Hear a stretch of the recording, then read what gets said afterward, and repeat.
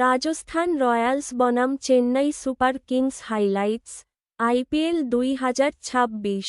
রবিবার গুয়াহাটিতে আইপিএল 2026 এর উদ্বোধনী ম্যাচে রাজস্থান রয়্যালস তাদের প্রতিপক্ষ চেন্নাই সুপার কিংসকে পুরোপুরি কোণঠাসা করে দিয়েছে।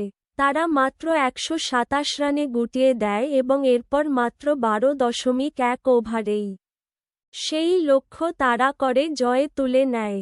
আরআরের নতুন অধিনায়ক রিয়ান পরাগ টস জিতে প্রথমে বোলিং করার সিদ্ধান্ত নেন।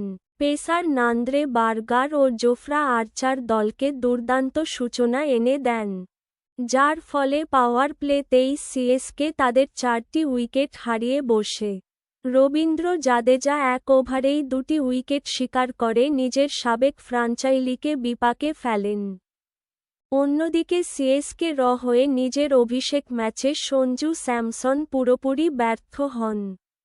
128 রানের লক্ষ্য তাড়া করতে নেমে আরআরের 15 বছর বয়সী বিস্ময় বালক বৈভব সূর্যবংশী মাত্র 15 বলে এক ঝড়ো অর্ধশতক হাঁকান এবং দলের এই দাপুটে জয়ের ভিত গড়ে দেন। রাজস্থান রয়্যালস ও চেন্নাই সুপার কিংসের মধ্যকার আইপিএল 2026 এর এই ম্যাচ নিয়ে আমাদের কভারেজ এখানেই শেষ হল।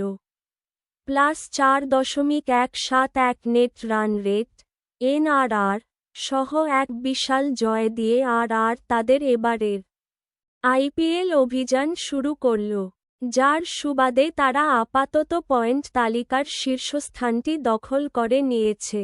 এই ধরনের আরও ভিডিও দেখতে আমাদের ইউটিউব চ্যানেল সনট আইপিএল লাইভ এ সাবস্ক্রাইব করুন।